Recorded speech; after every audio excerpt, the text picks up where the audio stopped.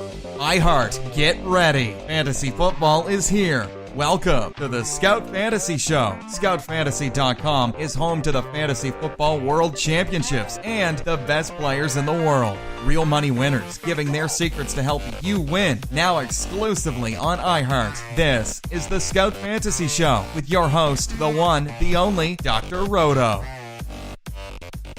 Hey there, everybody, it's Dr. Roto. Get out the insurance cards, get out the copay. The office is open, my friends. It's time to cover the Buffalo Bills, the Bills Mafia, the Fantasy Football Podcast preview. Let's get it started. All the things you need to know about the Buffalo Bills. And I'm going to call their quarterback situation the good, the bad, and the ugly.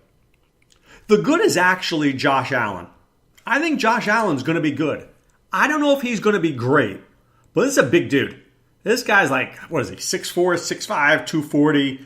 I mean, he's a big, strong guy who you know can throw in bad weather in Buffalo, right? He played in Wyoming. So if you can play in Wyoming, you can play in Buffalo. Okay? I got no problem with that. Now, his completion percentage absolutely is wretched. It's terrible. In college, it was like 56%, give or take. I mean, that's not good. But I think that he's never going to be a check down kind of quarterback. This is the kind of quarterback to me, he goes 17 for 32 for 235, 240 yards and 2 touchdowns because he threw a couple long passes down the field. That's his game. You're going to run, and then you're going to take a deep shot. Like Al Davis would have loved Josh Allen. That's his kind of guy, right? Throw it deep downfield. That's his kind of guy. I think Allen's going to play. I just don't know when. I think it's going to be when the Bills are not good enough anymore, right? When they just don't have enough on offense. And if their defense is very good, but if they start going, 3-7, 2-6, 4-8, you get Josh Allen in there. Okay? Now, he's the good. The bad is A.J. Mccarron. And why do I say he's bad? I don't think he's a bad player. So don't listen and say, Dr. Roto said A.J. McCarron was bad. No. A.J. McCarron signed a bad contract. And I think the Bills made a mistake. Now, here's why they made a mistake. I think they always knew they were going to get a quarterback in the draft. Did they have to go after A.J. McCarron if you knew we were going to sign a quarterback? Because now you draft a quarterback, because now when you have Josh Allen, you've got A.J. McCarron in a 2-year deal. Well, you don't want to not play him, so what are you going to do, bench Allen because you're playing A.J. McCarron? That just doesn't make sense to me. It's wasteful. My guess is McCarron plays 1 year and then he gets cut. They didn't sign him for a lot of money. I get that. This guy's going to get cut. I don't know what we have with A.J. McCarron, but I'm going to tell you this. Go back to his college days. He did not throw many interceptions. He was very careful with the football. And that's something you can't teach. Right? Very careful with the football. And I like that. So, do I think McCarron starts the year as the quarterback? Yes. Do I think he lasts long? No. Do I think he ends up the year as a backup? Yes. Do I think he'll be cut in the offseason? Most likely. So don't go drafting him. You'll regret it. And then there's Nathan Peterman. Nathan Peterman was okay in college. But man, when he had his chance last year, he was bad. So week 10, he comes in, he goes 7 for 10 for 79 yards and a touchdown. And then Sean McDermott has this epiphany. He goes, I'm going to start Nathan Peterman on the road against the Chargers. Right? This is what I'm going to do. It's a great idea. And sure enough, this is in the first half, I believe. 6 for 14, 66 yards, 5 interceptions. 5 interceptions. You can't come back from that. You can't. That's just done. Over. Seriously. This guy is like a clipboard holding lifer. There's no way you start 5 interceptions in the NFL. I don't care. Whatever you do, don't be throwing 5 interceptions. I don't want to see 5 interceptions over 3 weeks, let alone in 1 half. So I got issues there. All right, at running back, you would argue, LeSean McCoy is your best player. But I don't know if you guys saw what was happening on Instagram. there's a domestic violence claim by his ex-girlfriend where she just looked battered, bruised, and whatever. I don't know what's going on there, but let me just say this. If it's true, he's done. Done. He will never see the light of day. And I think right now, fantasy purpose-wise, you can probably get him at a deep discount because there's a chance if this is real, he's done.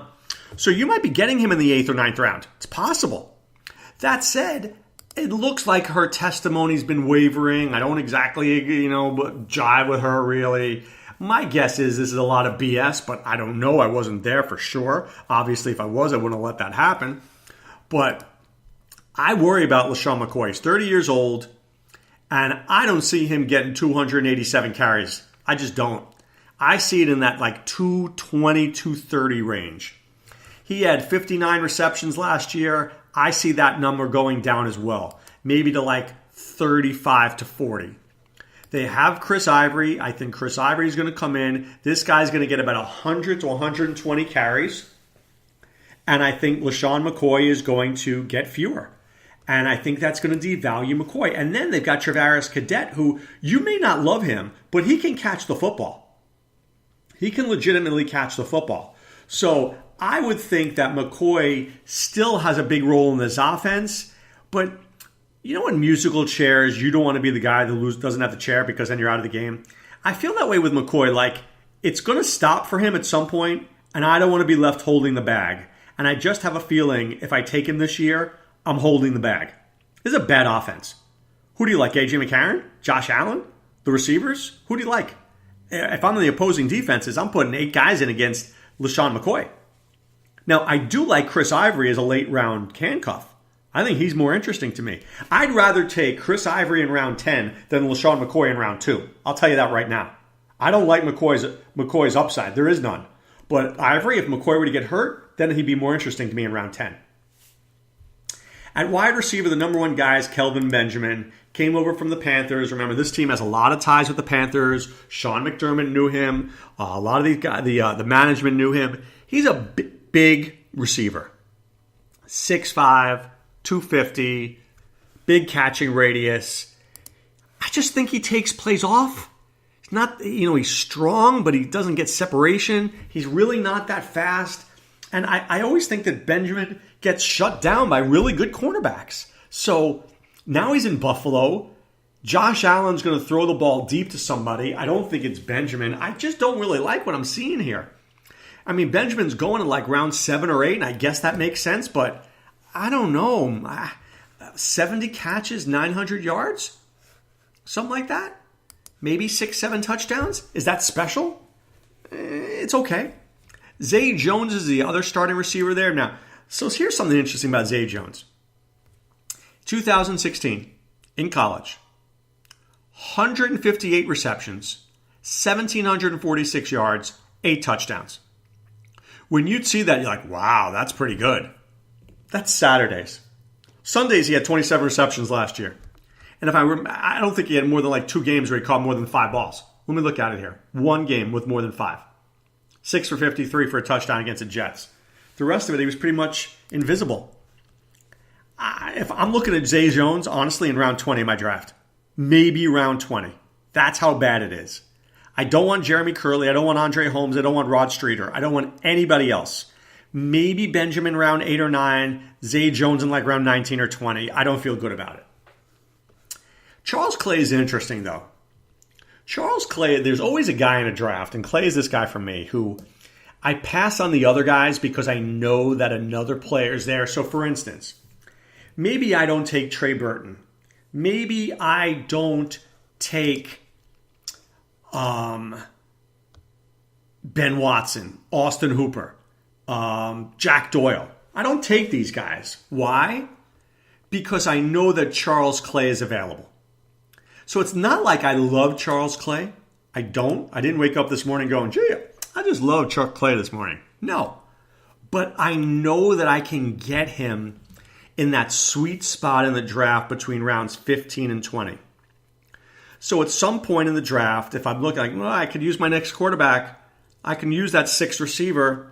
By the way, that 7th running back is calling out to me, I'll just take Charles Clay later. He's the guy I could always take later. And you know what? Look, he'll get me about 50 catches, maybe 500-600 yards, 3 to 5 touchdowns. He's not going to kill me. And inevitably, he plays on my team for the first 2 or 3 weeks of the season until I cut him for somebody better.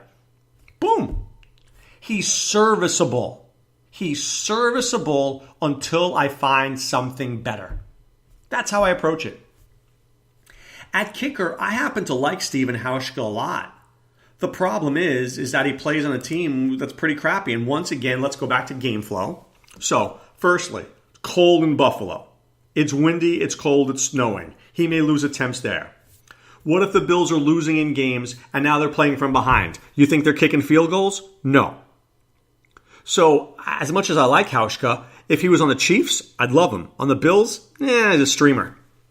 Finally, the defense. I really like this defense. This is a good defense. And I want to alert you to a player if you're in an IDP league. Tremayne Edmonds. He is going to be tremendous. Tremayne is tremendous. I love this guy. This guy he started at Virginia Tech. He is fast and he is going to be all over the field. Watch this guy play. Their cornerbacks, their secondary is much better. Tre'Davious White and Vontae Davis, that's pretty good.